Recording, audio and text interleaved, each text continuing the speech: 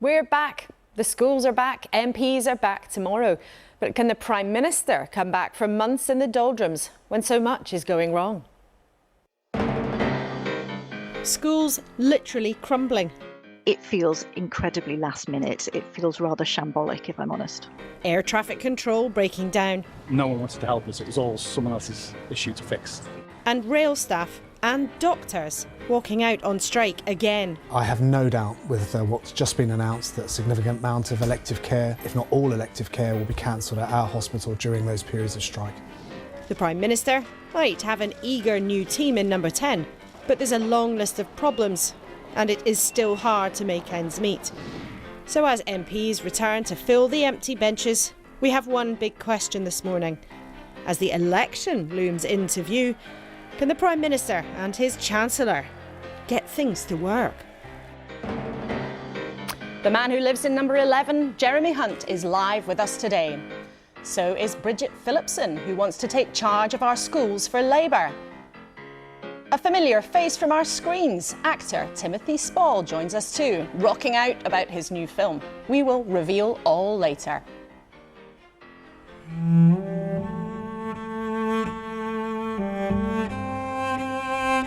And from the 70s to the sweetest song, superstar cellist Sheku Kanneh-Mason will take up his bow for us this morning.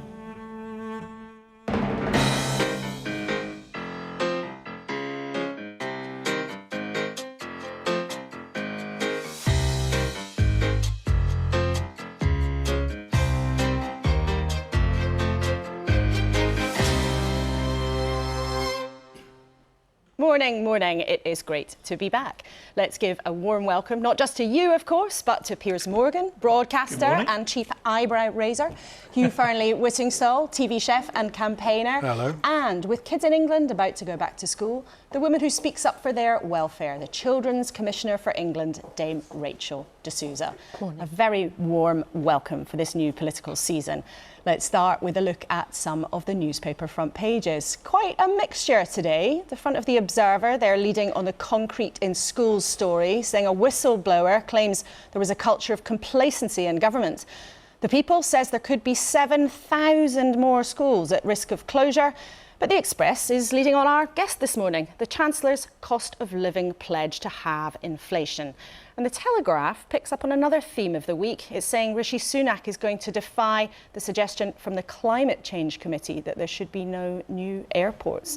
We'll get into that a bit later on. But first of all, Rachel, it's almost unbelievable, isn't it? 2 days before schools go back, some schools have been told to close because they're dangerous. Look, I was as shocked as everybody else when I heard this. And first thing we've got to say is, I mean, my heart goes out to the children and the parents who are affected, who, you know, those children were just getting ready to go back to their first day at school, the most important time. We know the start of the school year sets the tone. Now, I went straight to the Minister's office and I have been repeatedly speaking to the most senior officials on this issue. The first thing I've been stressing is safety. We're now in this mess and we need safety for absolutely every child. Particularly, I'm concerned about the most vulnerable, children in special schools, children who are looked after children, and making sure they're communicated with and that they can start school. We've learnt from the COVID pandemic, the worst thing we did was keep children away from school. We need children to be in school. And a lot of parents watching this morning might think this is some kind of disaster unfolding, really. Yeah, well, it needs not to be. Look, I'm sure we'll be looking back on what's happened, and I am extremely disappointed and frustrated that there wasn't a plan in place for this happening. The government might not have known that it would happen this week, but we knew the stock was in this situation. And there have been warnings about this for years. I mean, Piers, somebody in the Labour Party joked grimly to me that if they'd been looking to try to create a story that made the Tories look rubbish, they couldn't have dreamt this one up. Well, it's a complete shambles, and of course it reflects the general view that this country is broken and falling apart at the seams. The government's first job should be to keep a roof over our heads, keep us safe.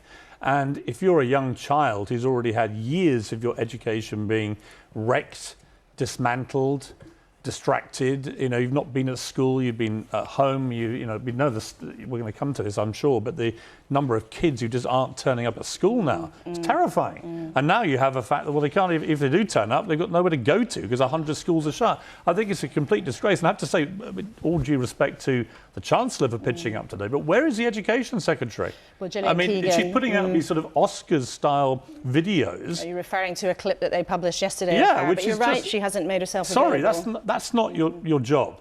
I don't want slick videos. I want the Education Secretary to be being held to account. How has this happened? Apparently, ministers were told 5-6 years ago. And we'll come to that in a few minutes with Jeremy Hunt. But Hugh, you've been watching carefully the politics of the last week. Now, there was a mini shuffle. There was. A net zero secretary, Grant Shapps now in there. You take a keen interest in the environment as a Green Party member. What do you think of what's happened? Well, Grant Shapps leaving his post was the best thing that happened in Westminster last week. And the really exciting news is not that he's now Minister of Defence, it's that he's no longer in charge of net zero because his position there was indefensible. I mean, we've seen the country go backwards, we've seen the government go backwards on their net zero commitment over the past year. He was really acting as a minister for fossil fuel and for as yet unproven technologies in the jet fuel industry, and he did nothing to advance the cause. In particular, he's been ignoring one of the biggest problems we have, which is a continuing ban on onshore wind, the cheapest form of electricity and the best way to give us energy security and to bring down our electricity We'll come to more bills. of that later, and I know all three of you will be keenly, interestingly listening to Jeremy Hunt. Now, crumbling concrete is the latest big problem for the government, grappling with, above all else, a sluggish economy with sky-high prices. Jeremy Hunt has been in charge at the Treasury for nearly a year.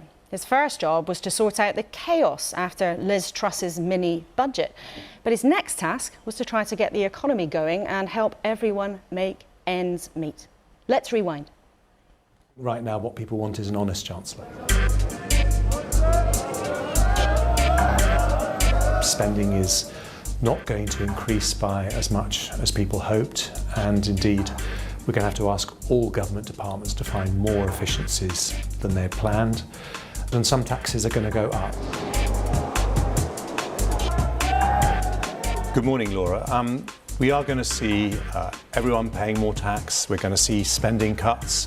But I think it's very important to say that we are a resilient country. No, we're going to stick it there. Oh, we're actually sticking it, are we? Sorry, that's a bad idea. There we are. We've got to hold our nerve, stick to the plan, and we will get through this. Welcome back to the studio, Chancellor. We'll talk about the economy in a few minutes, but 2 days before children in England were meant to go back to school, we get the news that more than 100 schools and colleges in England are closed or partially closed because they're not safe. How on earth did you allow that to happen? Well, first of all, Laura, I have enormous sympathy for the parents and children involved. My own daughter went back to school on Thursday. I've got 2 other kids going back to school next week. It's a stressful time anyway, and to have this news at this time adds to that stress.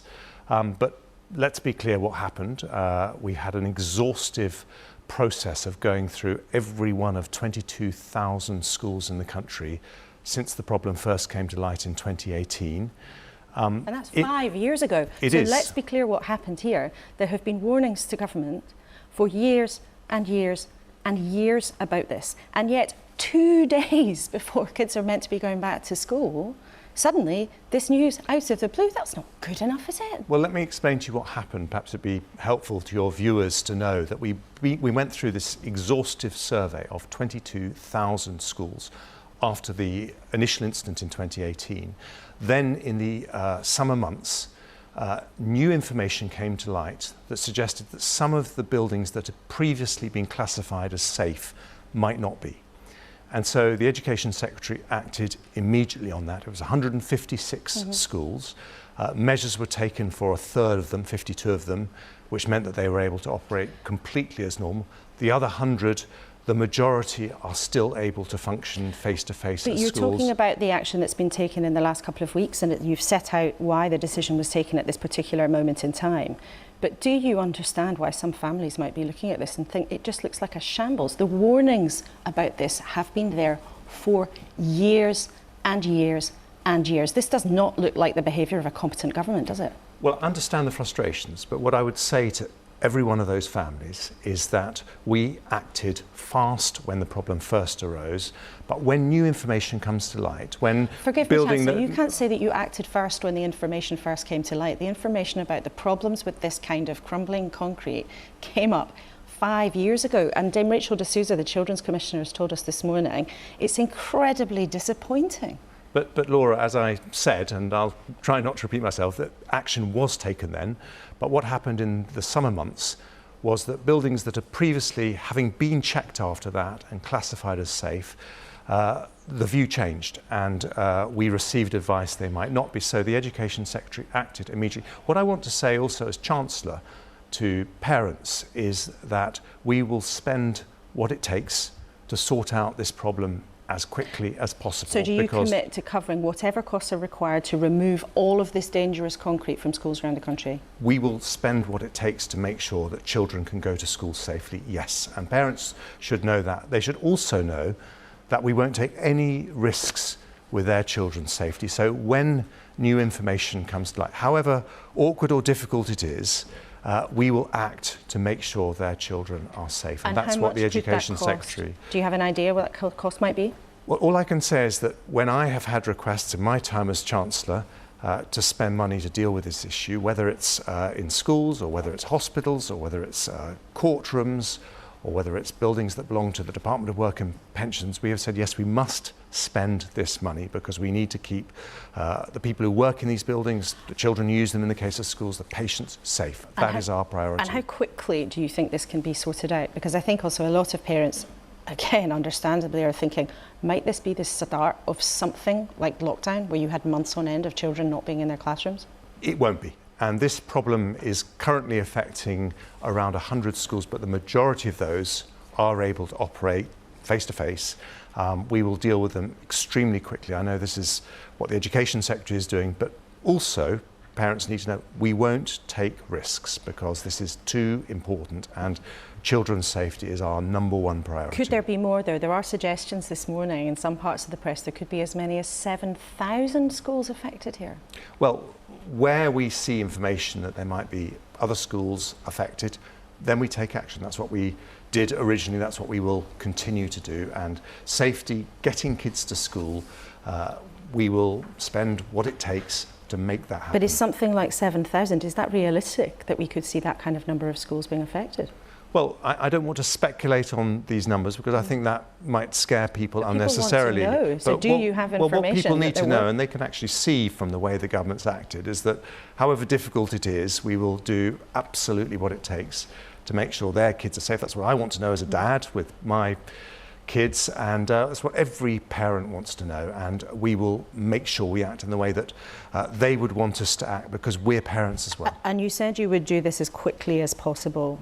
Do you mean a matter of weeks? Do you mean a matter of months? Is it a commitment to sort this out by half term, before Christmas? Can you give us a sense? Well, what I can give you a sense of is the speed of which we've acted. So originally this problem was 156 schools. It's been dealt with, there's been remediation made in a third of those. We've put in place countermeasures in the majority of the remaining schools. So the number of schools affected has, out of the 22,000 schools we have in total, has reduced to a much smaller number. But you know, as new information comes out, we will continue to act very, very fast. Did you know that there were hospitals that had racked dangerous concrete in it when you were Health Secretary? It wasn't something I was aware of being told, but as Chancellor I was told that. In fact, one of the rack hospitals, Frimley Park, is one used by my own constituents in Farnham. And as Chancellor I said, when it comes to prioritising these jobs in amongst all the other pressures on the NHS, we must do this, and that's exactly what Steve Barclay has done. There are hospitals, though, that are affected. We know there may be court buildings affected, there may be council housing or former council housing affected. As we speak today, could there be patients in hospitals that aren't safe? Well, if we receive any information that suggests that, then we will take the action that's necessary. But in terms of making sure that hospitals like the ones used by my own constituents are safe, that is the programme that Steve Barclay committed to as Health Secretary a few months ago. But we know, though, that there have been, for many public buildings, endless delays in buildings programmes. And if you look at the numbers, in schools, for example, the amount of cash spent on investing in school buildings dropped by 50% in real terms between 2009 and 2022, the years that the Conservatives have been in charge. Isn't what's really going on here the fact that decisions made to cut back on public spending on the fabric of our country are coming home to roost, and you literally did not fix the roofs while the sun was shining? Well, I'm glad you've asked that wider question, because it gets to the heart of what Rishi Sunak and my approach is. No, hang on, it gets to the heart of what decisions your party has made over the last decade. Will you let me answer your question, Laura, because it gets to the heart of our approach. So let me say, first of all, yes, in 2010, faced with the biggest financial crisis since the war, a predecessor government that had run out of money, we had to take difficult decisions. But what was the first decision that Rishi Sunak took as Chancellor? It was to increase our capital budget by nearly 40%. That was a huge increase. What did I decide as Chancellor in my first autumn statement? And I remember you interviewing me on the day after I became Chancellor. I protected in cash terms that increase in the capital budget. If we want to spend more on our schools and hospitals, which we do, what do we need to do? We need to grow the economy. And what did we hear? Today, because you're asking me about our record. But let me ask you this question, because this is about why we've ended up in this situation. Do you accept, though, that the decisions, justified though they may have been, but do you accept that the decisions made about cutting back public spending in that era are part of the reason why we've ended up in this situation, whether it's crumbling concrete in schools, whether it's problems in all sorts of other parts of the public services? No, and the reason I don't is, for example, I've read in the press this morning people talking about the Building Schools for the Future programme that was stopped by Michael Gove. What he did was, as Education Secretary, he halved the cost of building new schools so that more money could be spent on repairs. And as I said to you earlier, the moment we found out there were problems, we've acted on them. The bigger question that we face as a country is, if we want to spend money on our schools and on our hospitals, indeed on our armed forces and other public services, how do we grow the economy? What did we hear on Friday? We heard that our GDP is now 0.6% above pre-pandemic levels. That is better growth following the pandemic than France, Italy, Germany, Japan, taken because of decisions that Rishi Sunak took as Chancellor with the furlough scheme, the bounce back loan scheme.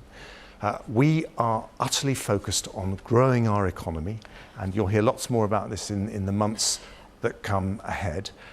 After we have dealt with inflation, which is the primary task, that is how, in the end, we'll be able to invest in the fabric of the country, and that's what we want to do. But do you think the average family is really feeling better off? I mean, you're right, there were some revisions to forecasts suggested that the UK wasn't in such a bad position as it had been guesstimated beforehand. But do you think the average family is really feeling a bit more optimistic, as you seem to sound? Well, they didn't just say that we're not in as bad a position as we thought. They showed that of the major European economies, the UK has had the best recovery. But let me ask that question. I'm asking you how people feel right now, because the OBR, independent organisation, says we're right in the middle of the biggest fall in living standards for 70 years. And you know yourself how high inflation is, how people are struggling to pay their bills. Well, you will remember, Laura, in that very first interview that we did when I was Chancellor, the day after I became Chancellor, I promised two things. I said that I would fix the big problems we face, take whatever difficult decisions were necessary, and we've seen the progress in that. Inflation down nearly 40% from its peak at 11%, all the growth forecasts being revised upwards. But I also said I would do it in a fair way that helped families through a very difficult period, and that's why you see measures like the energy price guarantee, capping the average bill at £2,500. You've seen fuel duty kept down 5 pence lower than it would otherwise have been, around £3,000 of support. When do you think people will start to think, you know what, maybe we are through the worst of this squeeze? When we get inflation down, and when interest rates can start to fall, because there's a lot of pressure now on families with mortgages. But what people want from a Chancellor, what people want from their Prime Minister is not people who are going to take the easy decisions, but people who are going to take the right decisions for the long term of the British economy. That's what we're doing, and we can see the plan is working. Inflation is coming down. Well, it may go up. The Bank of England thinks it will go up, has gone up in August. Do you accept that? Do you think that is what's going to happen? I do think we may see a blip in inflation in September, but after that, the Bank of England is saying it will fall down to around 5%.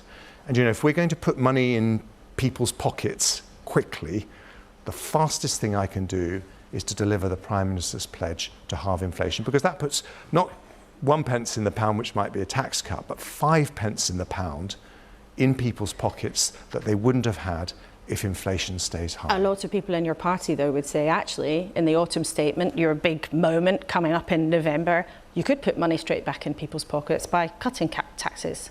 Well, one of the things I'm most proud of as a Conservative is that as a result of what this government's done, for the first time ever, anyone in this country can earn £1,000 a month without paying a penny of tax or national insurance. And the tax burden overall is the highest it's been in years and years and years and years and years. So on behalf of your backbenchers or people watching this morning who think, just cut taxes, give us money back in our pockets, should they just forget that for your autumn statement in November? Because we read that's what you've told your officials. Well, there are two ways that we can bring the tax burden down. And as a Conservative, there is nothing I want to do more. One of them is to grow the economy, and we're making good progress on that. And the second is to spend taxpayers' money more efficiently. And the work that I and my Chief Secretary, John Glenn, have been doing over the summer has identified that our public servants, police officers, teachers, doctors, nurses are spending far too long on admin. So I've written to all my cabinet colleagues today responsible for those public services to ask them exactly how long is being spent on unnecessary admin. And what we need to do now is to restart the public service reform agenda. It's not about asking people to work harder. They work very, very hard, but it's about using money more efficiently. Successive governments, successive Conservative governments, other governments before have tried to crack down on this kind of thing, but it rarely changes the dial in a very, very big way at a time when the economy has really been under significant pressure. And your colleague Michael Gove said an interesting thing yesterday. He suggested that young people were getting a raw deal from the government and that it was worth looking at the tax system to make it fairer. Has he got a case?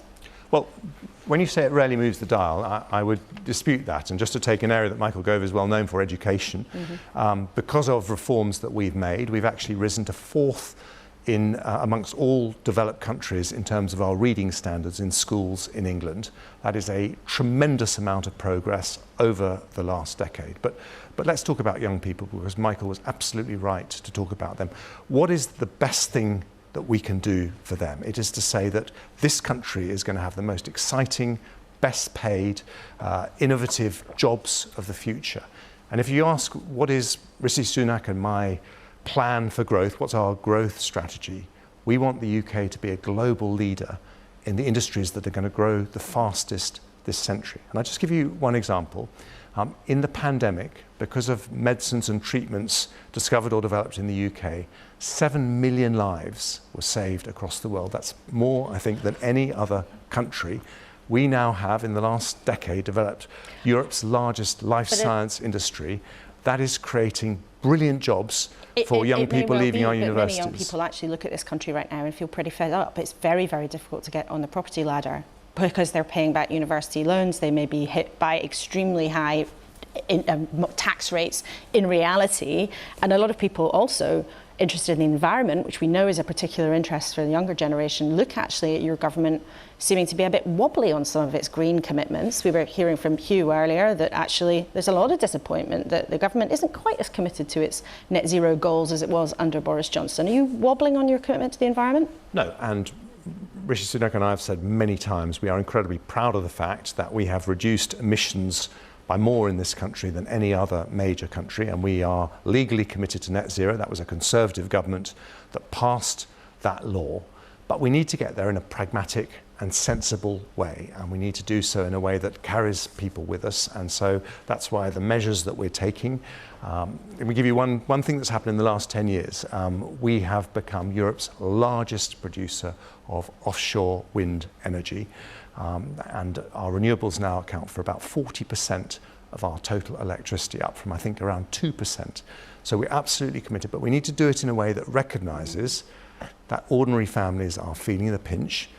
They don't want to see their energy bills go up. And if we're to keep their support for this very important agenda, then we have to do it in a pragmatic and balanced way. OK, life isn't all about politics, and you recently lost your brother Charlie to cancer, to a rare form of cancer, sarcoma.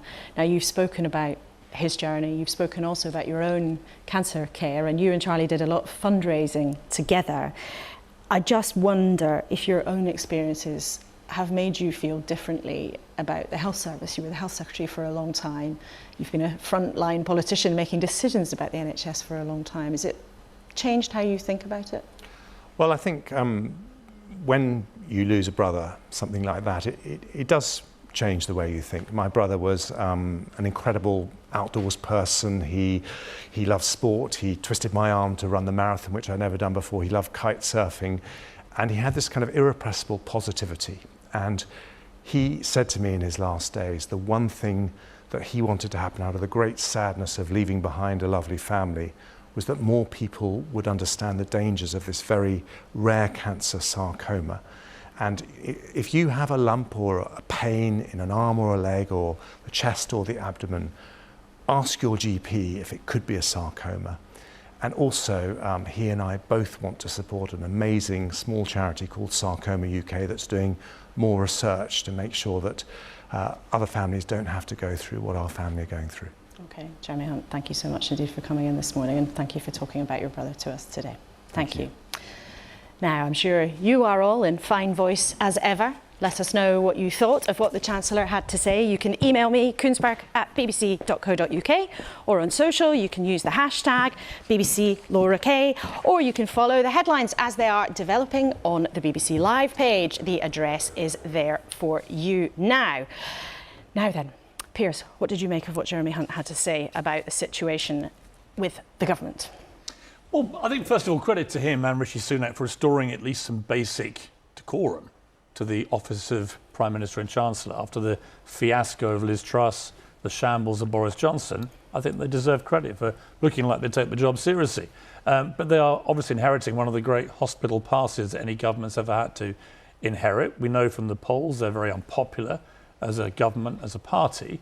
And I had a weird moment. I flew to California at the start of August, spent a month away. And I got on my plane and I found that sitting next to me was the Prime Minister, which was probably the last thing he wanted to encounter on his day one of his vacation. But we had a very nice chat in mid-air. And he was asking what I thought about the situation. I said, you know, it reminds me a little bit of the England cricket team, who went through 17 test matches and won one. And were playing a very dour, uninspiring form of cricket. And we're facing a barrage of bouncers and really just not exciting anybody with the way they were playing. And then we changed everything. We brought in a new captain, Ben Stokes, a new coach, Brendan McCullum. We had this new philosophy called Bazball. And Bazball was about ripping up the rules. More aggressive, getting on the attack, getting on the front foot. And Rishi Sunak's a big cricket fan, and he was like listening to me. And I said, you need to be a bit more Bazball, Prime Minister. You're advising the Prime Minister then, up in business class, we assume, up over the Atlantic? Well, a little bit, but the country, I think, is crying out for hope and inspiration, but also a little bit of excitement.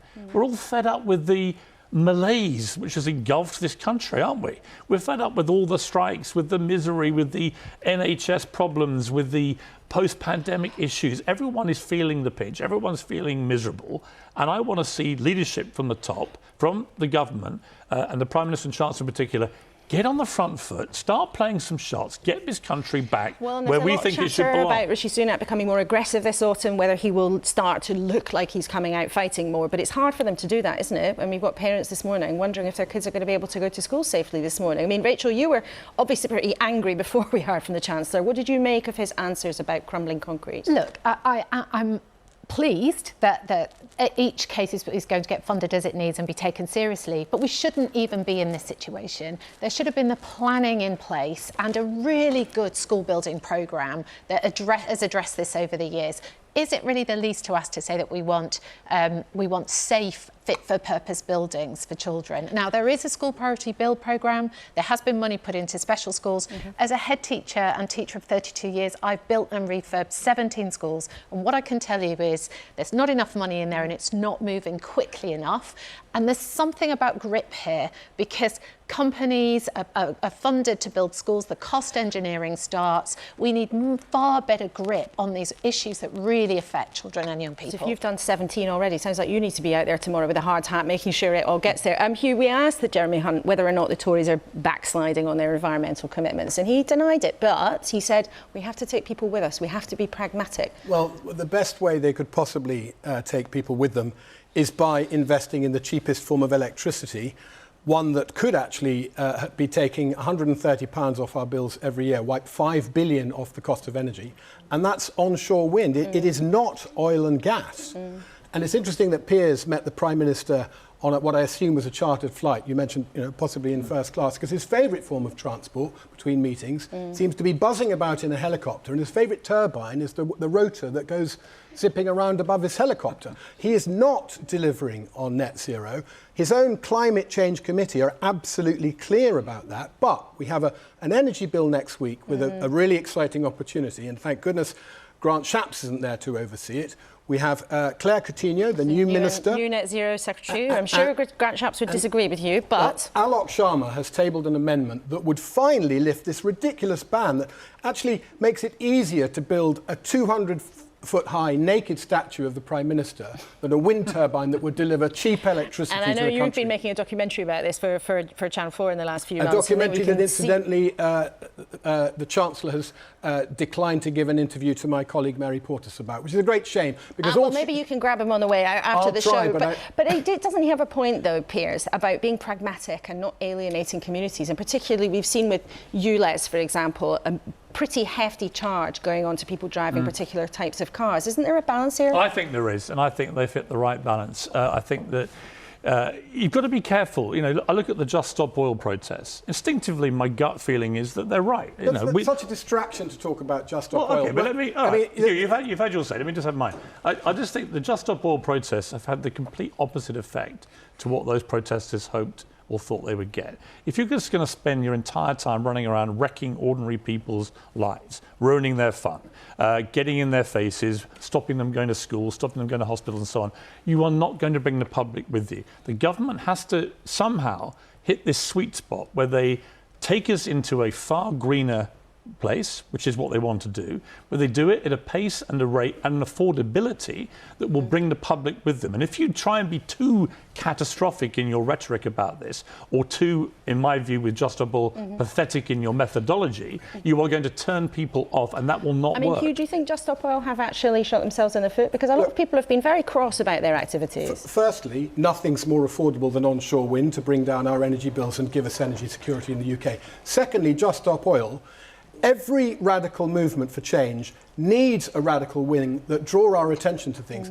I was watching the test match when somebody ran on and exploded some orange powder. That drew some attention to an absolutely vital issue. Well, hang on, I was there that day, and the only attention it drew was everyone was booing, and everyone thought that guy was a total moron. We're talking about it now. Everyone cheered the English wicketkeeper. And yet we're talking about it now. And they've been pretty successful about raising the profile of the issue. These people are prepared to put their liberty on the line to defend something that they passionately believe in. That's why women are allowed the vote in this country. What would you have been saying when women were throwing themselves in front of the King's horse? In order to get a vote for women, we need people to go out there and put their liberty at risk to show that this generation, as the Chancellor pointed out, as Rachel knows above all else, because 40% of children put climate number 2 when she had the big ask a year ago. And we're going to come back to that in a second. Stuff are not coming with them. Well, so it's failing as a strategy. That's a point of argument, and it's a point of dispute, and I suppose none of us can get inside the minds of every single member of the public, but the Just Stop Oil activities were a big story over this summer. What was also quite a big story over this summer was the ongoing hacking trial against the Mirror Group. Now, as the former editor, Piers, I know you have denied on many occasions that you had any knowledge of phone hacking while you were the editor, but your name kept being brought up during the trial, and there was a range of testimony that implicated you in the hacking of people's phones. Do you still deny that? Absolutely. And I was never asked to take part in that trial, by the way, at all. Nobody on either side asked me to appear. I had to put up with a lot of people making all sorts of unsubstantiated claims against me, and we'll wait and see what the verdict is in this case. But there's a wider point here. I think, which is, does the public have any sympathy with Prince Harry about his relentless, vengeful campaign against the media in this country, which we've seen again recently now with what he said about the troops in Afghanistan, that the British media somehow didn't support them? Absolute lie. Harry has gone around in this campaign against the British media spewing lies with his wife, Meghan Markle. I don't think the public here have any sympathy for their privacy. Well, hang on. You've said a bit about that case, and we'll have to wait and see what that concludes. And my position on hacking remains exactly the same. And that's but I'm not going to take lectures. I'm not going to take lectures, Laura, on privacy from a guy like Harry, who has spent the last few years voraciously invading the privacy of his own family for vast financial gain. I think the guy is a shameless hypocrite, and I think the public recognise that. And he's not here to defend himself, but you've made your view about him very clear. But I do want to ask you if you have ever listened to a voicemail without the consent of one of the participants. No, I've made it very clear. My position on hacking is I have never hacked a phone. I've never told anyone to hack a phone. No one's produced any evidence, including in this case. The paper you were editing benefited and ran stories based on phone. Let him answer the question, and then we want to make a lot of unsubstantiated allegations. I saw zero evidence in that case, unless I missed something, that Prince Harry produced a shred of actual evidence that anyone at the Daily Mirror under my leadership hacked his phone. Now the judge will make his report, but that is, as we stand here, that is the case. But I do think it's pretty rich of Harry to be lecturing the British media about privacy when he's on this extended whining privacy tour. And you've made that abundantly clear. Now I want to talk about, Rachel, one of the things that you've been doing a lot of work on over the summer. Kids in England are meant to be going back to school tomorrow. Kids in Scotland are been back at school for a couple of weeks, but you've got some new research showing how many kids have been persistently absent. Now that means missing one day at least a fortnight, and the number is extraordinary, 1.8 Absolutely, million. Laura. And what I would say is, when I go around and talk to children, and I've talked to thousands of them and take their views, they want to be at school, they want to have the great futures and the great jobs and be part of making this a great country. But we've got a real problem post-pandemic around attendance. Now, I started looking at the data, I kept a close eye on it. We've now got live data. 1.8 million of an 8 million cohort is huge. There are also double the number from before the pandemic, and double the number of severe absence as well, 50% or more. So what's going on? A range of things are going on. First of all, I think we have to accept that the effect of the pandemic really hasn't been solved. This number has not got better, it's got worse. When I looked into it, there are a number of things. One is there is a group of children that really are anxious, school refusing on the emotional basis, and we really need to get those children back. And we're working with mental health support, with hospitals, and I'm really trying to bring hospitals and schools together to do that. I've been convening, and that's when I talk about grip in the public sector, that's what we need to be doing. Also children with special educational needs who've just found it easier at home. And then there's a large group of children, 100,000 or so, who are just playing truant and have not come back. And you're telling them today, Rachel, what are you telling them today? What I'm saying Get to school tomorrow? Well, actually, what I'm saying as well as to parents is you're not on your own, parents. Most children, and I've talked to thousands of them, will think again about September. Could this be the year I do it? So I'm saying to parents, reach out to schools, schools reach out to parents. We need health and the police and everybody working together. If kids don't come back in the first week, they're likely to have 55% of absence. So it's really important. Tell the parents to get their kids back to school. And I think you could have been quite a scary head teacher, so I hope that everybody around the country has been listening to Dame Rachel this morning. The parents should get their kids back to school. Thank you all for now, and that is a headache for schools and for parents to get kids back to school properly after COVID. But they've also got to deal with dangerous buildings. Now, the politician who would like the job of sorting all of that out is Labour's Bridget Phillipson, who is the Shadow Education Secretary, hopeful of getting into power if Labour wins the next election. She's back in the studio this morning. Thank you. Great to see you after the summer. Now, we just heard there a new figure from Dame Rachel, 1.8 million kids persistently absent. How would you get those kids back to school? Good morning, Laura. I am really concerned about the impact that we're seeing on young people and their futures. There are a number of key ways that I've set out change that Labour would make to support children and families. around school attendance. So, for example, breakfast clubs, delivering breakfast clubs for every primary school child in England. That softer start to the day, making sure that children are properly supported, and it does make a big impact on academic outcomes too. Also, alongside that, improved mental health support in our schools. This is a growing concern, and as we just heard there from the Children's Commissioner, I've heard the same stories about increasing numbers of young people experiencing mental health difficulties, anxiety, and the cost of living pressures too that families are facing. That's also having an impact. It's making it really hard for families. There are enormous challenges, and when you speak to school leaders, they are doing everything that they possibly can. But we never had a proper catch-up recovery programme coming out of the pandemic, and it was Rishi Sunak, who was the Chancellor, who said we maxed out on support for our children. Rachel there also say that parents have got a role. I mean, do parents have to just be tougher and get kids out of the door and not say, oh, if you're not feeling so well, actually, yeah, you can have a day off? Absolutely, of course parents have an important role. But should they be tougher? I don't think it's helpful to talk in that kind of language. There are some parents that are struggling themselves with mental health. There are some, and rising levels of child poverty and cost of living. Of course, every day in school matters. Absolutely, that's a really important message. But just lecturing people without supporting them, I've never found is an effective means of making change happen. But Labour, when it was in power last time, actually introduced truancy fines. I mean, is that something that you would look at increasing? Because this is a very serious problem, and it sort of feels like something radical might have to be done. I'm not convinced that increasing fines is the answer. I think you do actually see across the country real variation in how those fines are applied, and parents, I think, rightly raise concern about that. I think this is partly about the post-pandemic response. As I say, Rishi Sunak, when he was Chancellor, said that we'd maxed out on the support available to children. He rejected out of hand the expert report from Sir Kevin Collins, a leading expert in education, that set out what needed to happen coming out of the pandemic. We know how disruptive it was to children's education. We know the impact it has had.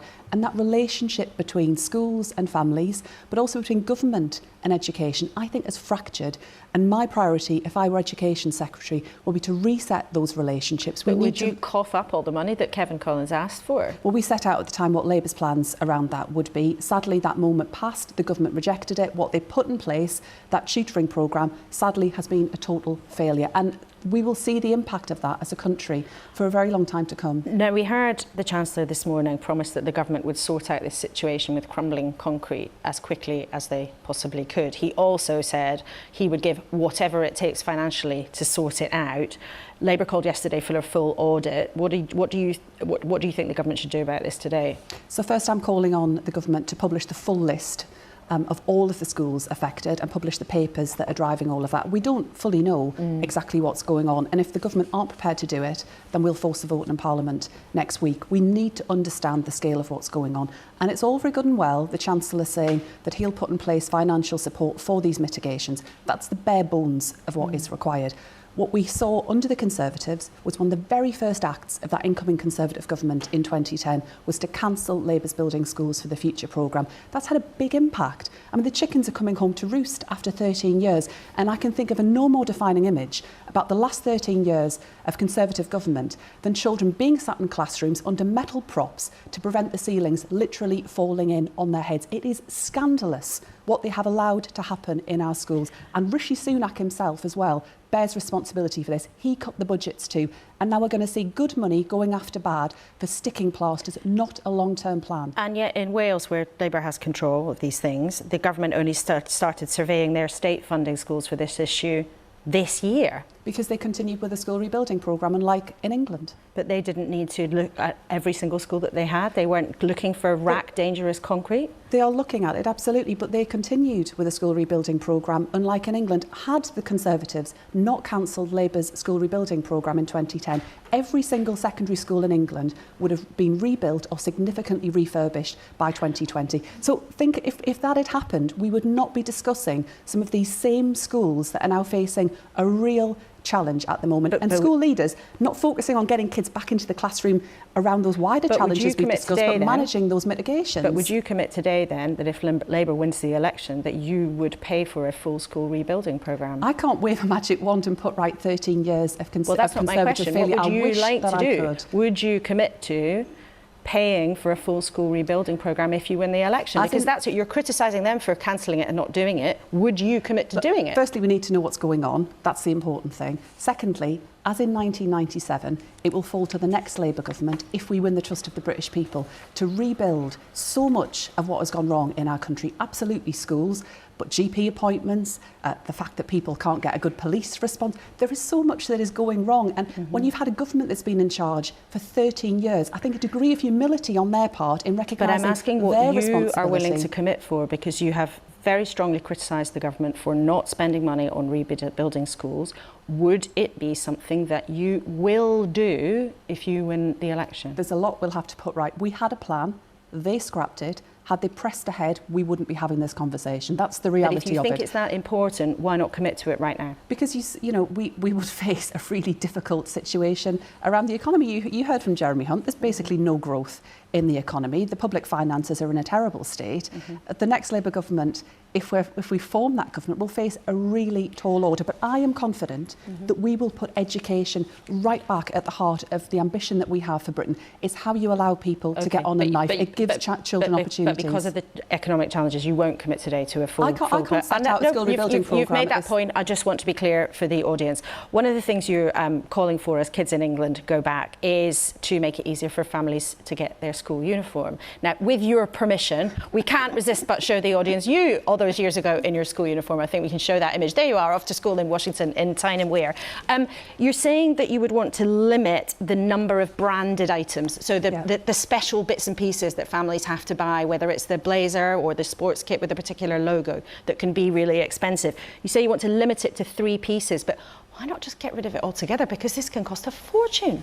Yeah, I think what I'm setting out today is how Labour would limit the number of branded items that school can use, so a maximum of 3 across uniform and PE kit. I think my school uniform was pretty smart. I think the school had pretty high standards around all of that. You look very proud to be wearing it. That was my first day of school back in 1995, where coincidentally I was also going to a school building full of these props because of the fact the school was falling down. So there's a certain symmetry about all of this. But the pressures that families are under at the moment are really significant. It's a straightforward way that at a stroke, I would cut the costs that parents are facing. The costs of branded items are going up, and I just don't think there needs to be so many. Schools will still have flexibility, but let's make it easier for parents. Let's cut the costs. OK, Bridget Phillipson, thanks very much for coming into the studio. It's always great to have you with us, especially with pictures that can take us all back in time. Thank you. Now, all politics and no play could make Sunday a dull day. We don't want that here. So let's talk about a new film from a much-loved actor that will take us all back to the glam rock era of T-Rex, well before Bridget started at school. Boland's Shoes is a bittersweet drama set in 1970s Liverpool and contemporary London. And it stars the familiar face, the actor Timothy Spall. He plays a man whose life's been knocked badly off course, but whose love for Mark Bolan helps him cope. First, we couldn't resist it, a reminder of why the music lives on. She ain't no witch, and I love the way she twitch, She ain't no witch, and I love the way she twitch, Dirty, sweet, black, don't look back when I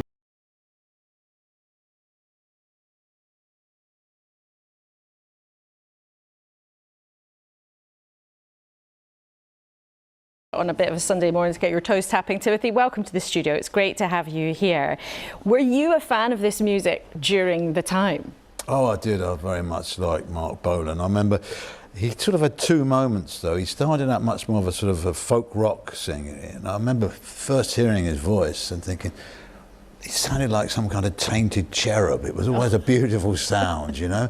And then he kind of changed and developed into glam rock, and it was when glam rock came along. And I was a big Bowie fan, and Roxy Music, and all these his whole movement came along, which was he was part of that, and they all changed and developed. So.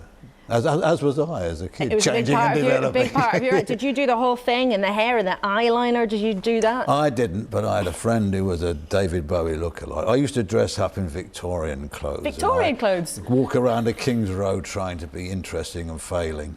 Let's tell us then about your new film. Well, it's a film that starts in the 70s about a group of kids from a care home in Liverpool going down to see a a Mark Bolan concert, T-Rex concert.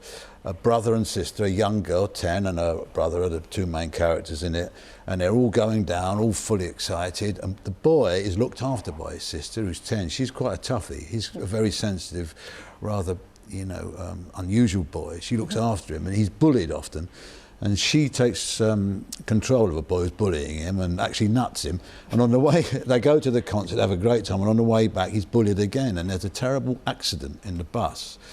The music is very much Mark Bolan's. So it's not about Mark, but he's the centre of it, because what happens is this terrible tragedy happens on the way back and they're separated, and it cuts to the modern day. Let's take a look at the film. Yes, okay. What are you doing in Bristol? Well, it's the next big place to Cardiff. They found me. Fully clothed, thrashing about in the Millennium Fountains, convinced I was Cary Grant's illegitimate son. We're a bit prone to hallucinations. Cary Grant? Yeah, there's a statue to him. Cary. He's a Bristol boy, done good. I clean that too. 72 hours continually in the end. So it's quite a challenging story in some ways, but what does the film have to tell us about how you move on after tragedy, how people survive? Well, it really is about that, ultimately. I mean, it's a story about a couple who were split up and in mysterious circumstances. The love of Mark Bolan. My character tends it. He's obsessed with looking after the shrine to Mark's that's down in Barnes. They come together because his sister has become a different person. They come together and it's a story of kind of reconciliation, of that terrible word closure, of finding a way of dealing with this terrible damage that has been done to them through this tragedy, and through what this tragedy on their way back, this accident, has caused their lives to become. My character's got lost, he's been in and out of psychiatric units, he's a drifter. She's actually chosen to live a completely different life. And they're both living in a certain kind of agony. Her in a massive denial because she's changed her identity, and him because he's lost and drifting and is riddled with guilt. And it's their love for each other and kind of the love of Mark Bolan that brings them back together for them to go back on this journey. And there's some big twists in it. I don't want to give too much away. There's also, as you can see, the dialogue is very sharp and witty. So when he talks about his condition, he's actually very witty about it, because they're Scouse people, and that language they have is wonderful. So it's a serious subject and it covers a lot of ground, but there's also a lot of wit in it. Bolan Shoes, coming soon. Thank you very much indeed for coming in today. And in case people also haven't seen one of your latest projects, The Sixth Commandment, a drama that's still there on iPlayer, an absolutely extraordinary, quite creepy, but extraordinary and very, very, very worth watching series. Timothy Spall, thank you so much indeed for coming in to talk to us this morning. Now, it is nearly 10 o'clock and we are coming up to the end of the programme. You have, as ever, been in fine voice. You've been feeding in your responses to what you've heard from our politicians here in the studio this morning, particularly on the problem of concrete in schools, hospitals and other public buildings. Ivan Ambrose has been in touch. He says concerns have been raised time and again. People's lives are at risk, and if anything happens, it will be on the head of this Tory government. But Mark from Beverley has told us the Labour Party were in power for a number of years when this happened. Stop just poking the Tories. As ever, we love hearing from you from all sides of the political spectrum. A few minutes just to go before the close of the programme. We are, of course, at the beginning of a big political season. And Rachel, I know you keep a sharp eye on all of the politicians. Do you think the welfare of the younger generations is looked after properly by the current political establishment? Absolutely not at the moment. And in fact, when I talk to children, despite best intentions, I think everyone has been distracted with multiple prime ministers, economy. when I talk to children, they tell me how ambitious they are for their futures, for jobs. They want a great economy, they want to do good things, but we have to put the support in for them now. And in fact, they're crying out for support, especially the most vulnerable. And that means thinking about things like school buildings, thinking about supporting them back to school, thinking about the mental health support they need to get there and making sure everyone's working together for it, and just the help with education. It's tough. It's tough being between 14 and 21 and been on that exam cycle. I'm also most concerned about our most vulnerable. That data didn't show that half of children in special needs schools are not back. Half of children with a social worker are not back. We must focus on the most vulnerable and those not living at home with their parents and make sure the support's there. As a nation, I'm sure we want to do this, and I want the politicians, we need to be telling the politicians to do this. Well, you've been here to do that this morning. Hugh, what do you think? Well, I totally agree with Rachel, but one thing we need to do for the young people of today is protect them from the devastating effects of the climate crisis. And there's an opportunity to do that this coming week. I mean, it only takes one spanner to stop a wind turbine, and that spanner has been Grant Shapps. He's gone. Next week, there's an opportunity to lift the ban on onshore wind and give us much more energy security and cheaper electricity bills, and to fight the climate crisis, which is absolutely at the heart of this. It's not just about the energy in the moment, it's about the future of our young people, so we have to do it. And Piers, what do you reckon this political season is going to look like? And do you think Rishi Sunak would have paid attention to any of the advice that you gave him when you were jetting over the Atlantic? Well, I hope he does, because I do think, I mean, look, I think in relation to kids, I've got 4 kids myself. I just think we've got to try and toughen kids up to deal with normal life. There's an epidemic of anxiety. There's an inability of a lot of young people to just get through normal life.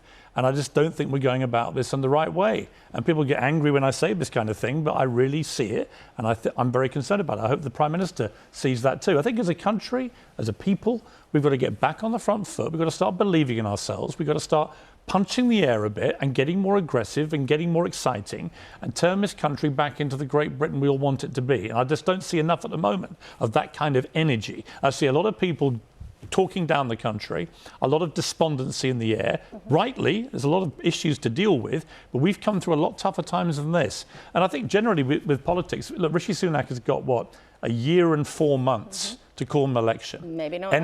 We know a week is a long time in politics, and not just here. I've just been in America last week. What's going on there with Donald Trump and Joe Biden? I mean, Trump is facing nearly 100 criminal charges, and yet he could still win the presidency and perhaps actually run the country from a prison cell. And so we think we've got problems. Other story. Think about that. My goodness, that's a whole other story. other story. And you can watch all of it on Piers Morgan Uncensored from tomorrow night. We got through without a plug. It's been wonderful to have all of you here with us on BBC One. It's all we've got time for. It is wonderful to be back with you for this new political season, which will be full of all sorts of intrigue and excitement, no doubt, and no despondency in this studio. We don't allow that because we like to have good conversations with you. But it is crystal clear that Downing Street has an urgent problem with the crumbling condition of some public buildings. And the danger, as we've heard in this studio, is it gives their rivals the perfect metaphor for the Tories' long-term issues. Of course, you can catch up with anything you missed on iPlayer, and for the first time on a Sunday, take a look at this. Is he there, I hope? Yes, there is Paddy O'Connell, my new podcasting partner, finishing up on Radio 4. In a few minutes, we'll meet in the newscast studio for our first ever Sunday episode, where we will chew over the morning's big headlines and maybe, if you're good, give you the inside track. That will be available on BBC Sounds from lunchtime. And as you know, every now and again, we like to give you something here on Sundays that is just unashamedly beautiful, just because we can. So to mark our first weekend back and the last night of the proms coming up, here is the young British cellist who has become an international star, Sheku Kanneh-Mason. This is the star of the County Down. It's just a gorgeous way to say goodbye. I'll see you next week.